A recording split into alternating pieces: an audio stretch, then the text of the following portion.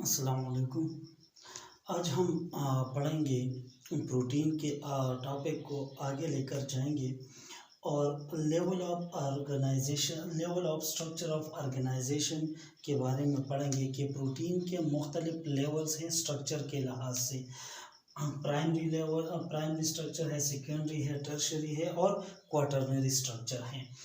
अच्छा, primary structure वो structure है a polypeptide chain having linear sequence of amino acid। फर्ज कर ले ये एक अमीनो एसिड है, दूसरा है, तीसरा है, चौथा, और इस अंदाज में हमने अमीनो एसिड को सीक्वेंस करके इनके दरमियान जो पॉलीपेप्टाइड बॉन्ड है वो बना लिया है। तो ऐसी स्ट्रक्चर ऐसी प्रोटीन को क्या कहा जाता है? प्राइमरी प्रोटीन कहा जाता है। अब मैंने यहाँ पर एक एग्जांपल लिखा हुआ है, ट्रांस थायराइडेन। ये एक ग्लोबुलर प्रोटीन है जो ब्लड में पाया जाता है।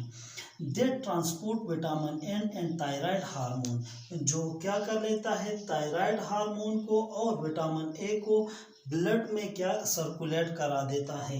ये एक प्राइमरी प्रोटीन है। इसके 4 आइडेंटिकल पॉलीपेप्टाइड चेन है जो ट्रांस एरिथ्रेटिन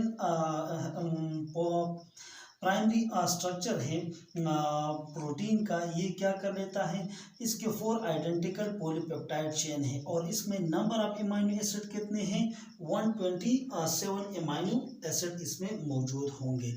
दूसरा जो स्ट्रक्चर है उसको कहते हैं secondary structure. A polypeptide chain of amino acid spirally coiled structure is called secondary structure of protein।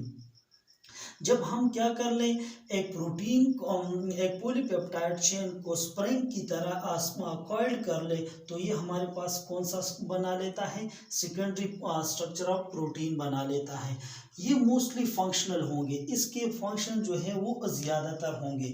इसमें अल्फा हेलिकल भी हैं और बीटा प्लेटेड शीट भी है। जो अल्फा हेलिकल स्ट्रक्चर बनाते हैं वो केराटिन प्रोटीन बना लेते हैं और मायोग्लोबिन प्रोटीन बना लेते हैं। केराटिन प्रोटीन ये हमारे नेल और हेयर्स में मौजूद है, जबकि मायोग्लोबिन प्रोटीन जो है वो हमारे मसल्स में मौजूद होते हैं, जो ऑक्सीजन को स्टोर कर लेता है। और इसकी जो स्ट्रक्चर होगी सेकेंडरी प्रोटीन की, तो वो इस तरीके से होगी, ये इस तरीके से कॉइल्ड होगी। जबकि बीटा प्लेटेड शीट में क्या होगा? ये इस तरीके का एक पॉलीपेप्टाइड चेन और फिर यहाँ पर एक बॉन्डिंग इसके दरमियान मौजूद होगी, तो ये बीटा प्लेटेड शीट जो है वो बना लेता है। आप लोगों ने देखा होगा जो स्पाइडर है ना, वो सिल्क फाइबर सीक्रेट कर लेते हैं और यही सिल्क फाइबर्स जो है वो एक कॉइल्ड स्ट्रक्चर बना लेता है। अगर आपने स्पाइडर के वेब को देखा होगा ना, तो वो इसी तरीके से यहाँ पर भी एक होगा, तो ये यहाँ पर क्या बना लेता है? एक वेब लाइक एक नेटवर्क बना लेता है फाइबर्स का, और असल में ये नेटवर्क जो है वो सिल्क फाइबर का बनता है। और यही सिल्क फाइबर जो है ये एग्जांपल है किस चीज़ का? सेकेंडरी स्ट्रक्चर ऑफ प्रोटीन का। फिर इसी तरीके से तीसरा स्ट्रक्चर है tertiary structure of protein. The secondary structure of protein are arrange in 3 dimensional structure is called tertiary structure of protein. जब हम एक सेकेंडरी प्रोटीन को क्या कर ले, 3 डायमेंशन फॉर्म में अरेंज कर ले, तो वो कौन सा स्ट्रक्चर बना लेता है? टर्शियरी स्ट्रक्चर बना लेता है। और इसका एग्जांपल कौन सा है? एंजाइम्स है। अब क्वाटरनरी स्ट्रक्चर कौन सा है? Quaternary when 2 or more polypeptide chain are arranged into a large size molecules is called quaternary structure. जब 2 या 2 से ज़्यादा पॉलीपेप्टाइड चेन हम ऐसे तरतीब से दे दे कि वो एक लार्ज मैक्रो मॉलिक्यूल बना ले, तो ये क्या बना लेता है? ये बना लेता है क्वाटरनरी स्ट्रक्चर, और इसकी हीमोग्लोबिन जो है इसका एग्जाम्पल है। अब क्वेश्चन ये आता है कि क्यों हम लेवल ऑफ ऑर्गेनाइजेशन पढ़ लेते हैं अबाउट द प्रोटीन। अगर इसकी पॉलीपेप्टाइड जो है वो चेंज हो जाए या इसके नंबर ऑफ एमाइनो एसिड जो है वो चेंज हो जाए या एमाइनो एसिड की सीक्वेंस चेंज हो जाए तो इसमें क्या चीज़ें आ सकती हैं। For example importance of structure और प्रोटीन स्ट्रक्चर। अब ये प्रोटीन का जो शेप है ये डिपेंड करता है किस चीज़ पे, हाइड्रोजन बॉन्ड पे और इसके इंटरेक्शन पे। इंटरेक्शन का मतलब ये है कि इसमें मुख्तलिफ किस्म के डाइसल्फाइड ब्रिज भी होंगे, इसी तरीके से हाइड्रोपेलिक हाइड्रोफोबिक एंड भी होगा।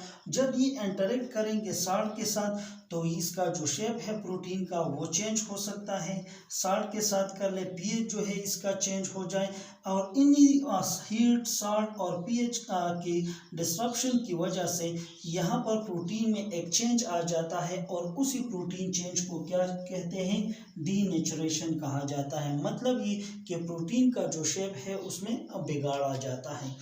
अब अगर देखा जाए तो हम एक अंडा लेते हैं और अंडे को बॉईल करने से पहले वो लिक्विड फॉर्म में होता है, लेकिन जैसे ही हम इसको बॉईल कर लेते हैं तो बॉईल करने के बाद जो प्राइमरी स्ट्रक्चर है एक के अल्ब्यूमिन का वो क्या हो जाता है, वो सॉलिड फॉर्म में हो चला जाता है और सॉलिड से फिर हम उसको लिक्विड फॉर्म में नहीं लेकर आ सकते। क्यों? क्योंकि हीट की वजह से जो हाइड्रोजन बॉन्डिंग थी वो टूट चुकी है और टूटने की वजह से उसने जो अपना शेप है, अपना जो शक्ल है वो चेंज कर लिया है। इसी तरीके से एक दूसरा प्रोटीन है प्रियॉन्स। प्रियॉन्स जो है ये न्यूरॉन के सेल मेम्ब्रेन में या अदर सेल मेम्ब्रेन में ये प्रियॉन्स प्रोटीन मौजूद है, लेकिन ये प्रियॉन प्रोटीन्स भी हीट की वजह से क्या हो सकती है, चेंज हो सकती है और चेंज होने की वजह से ये मुख्तलिफ किस्म की नर्वस डिजनरेटिव डिजीज़ जो है वो कास्ट कर लेती है और ये इन्फेक्शियस प्रोटीन है। मतलब ये अगर एक बंदे को प्रियॉन्स प्रोटीन उसने खा लिया तो वो तो पागल हो गया, लेकिन आगे जाके अगर इसी कैटल है या दूसरी चीज़ है उसका गोश्त कोई दूसरा इस्तेमाल कर ले तो वो भी इसके असर में आ सकता है, तो ये कर लेता है प्रियॉन। ये भी एक एबनॉर्मेलिटी है, एबनॉर्मेलिटी कास्ट कर लेता है। Bovine spongiform encephalopathy. अब ये एक कैटल में ये बीमारी आती है कि जब कैटल में ये प्रियॉन्स प्रोटीन या एक एबनॉर्मल प्रोटीन है जब ये आ जाए तो ये जो कैटल है वो भी पागल हो जाते हैं। कहने का मतलब ये है कि इनकी या तो प्राइमरी स्ट्रक्चर डिस्टर्ब हो जाती है या सेकेंडरी या टर्शियरी या क्वाटरनरी, और जब ये स्ट्रक्चर डिस्टर्ब होगा तो स्ट्रक्चर डिस्टर्ब होने की वजह से उसी ऑर्गेनिज्म में मुख्तलिफ किस्म की कॉम्प्लिकेशन जो है वो आ सकती है। अच्छा जी, अब एक और चीज़, ये प्राइमरी स्ट्रक्चर से क्या बनता है, सेकेंडरी, सेकेंडरी से क्या बनता है, टर्शियरी, और टर्शियरी से क्या बनता है, क्वाटरनरी बना देता है। अब ये तो हमने कर ली level of structure of organization पे। अब हम अरेंज कर लेते हैं प्रोटीन को on the basis of polypeptide chain. Polypeptide chain के बेस पे भी हम जो प्रोटीन है उसको क्लासिफाइड कर सकते हैं। फॉर एग्जांपल हमारे पास एक है हीमोग्लोबिन,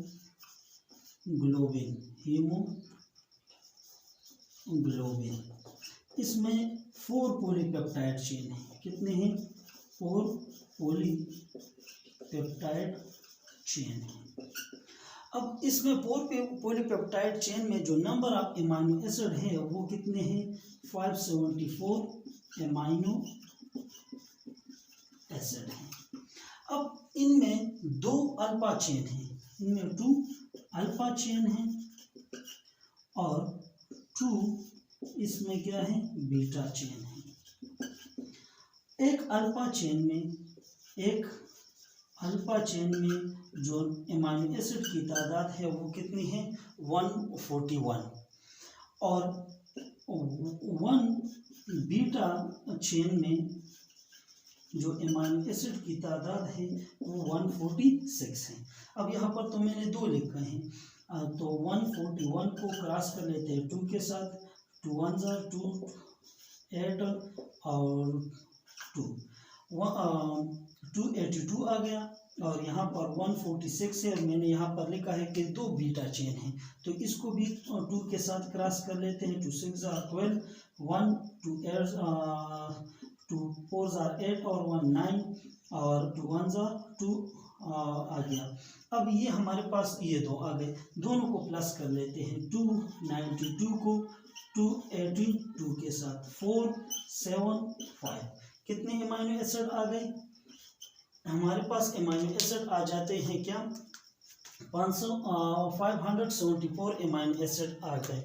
अब तो ये हेमोग्लोबिन में कितने पॉलीपेप्टाइड चेन हैं? 4 पॉलीपेप्टाइड चेन इसमें आ गए। इसी तरीके से जो मायोग्लोबिन है, कौन सा है? मायोग्लोबिन। तो मायोग्लोबिन में चाहिए, मैं थोड़ा मिटा लेता हूँ।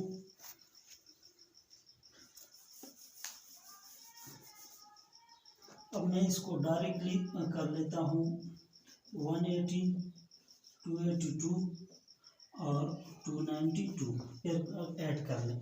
इसी तरीके से जो मायोग्लोबिन है, मायोग्लोबिन इसमें 1 पॉलीपेप्टाइड चेन है। कितने हैं? 1 पॉलीपेप्टाइड चेन है, और इसमें जो नंबर ऑफ अमीनो एसिड है वो कितने हैं? 153 अमीनो एसिड है। इसी तरीके से इंसुलिन भी हमारे पास क्या है? इसमें 2 पॉलीपेप्टाइड चेन है। क्या है? 2 पॉलीपेप्टाइड चेन, और इसमें जो अमीनो एसिड की तादाद है वो 51 है। कहने का मतलब ये है कि हम स्ट्रक्चर के लिहाज से भी प्रोटीन को क्लासिफाइड कर लेते हैं, और क्लासिफाइड कर सकते हैं on the basis of polypeptide chain पे भी। तो ये हमने अब थोड़ा बहुत ऑर्गेनाइजेशन और पॉलीपेप्टाइड चेन के बारे में बता दिया। नेक्स्ट वीडियो में हम इसकी फंक्शन के बारे में पढ़ेंगे।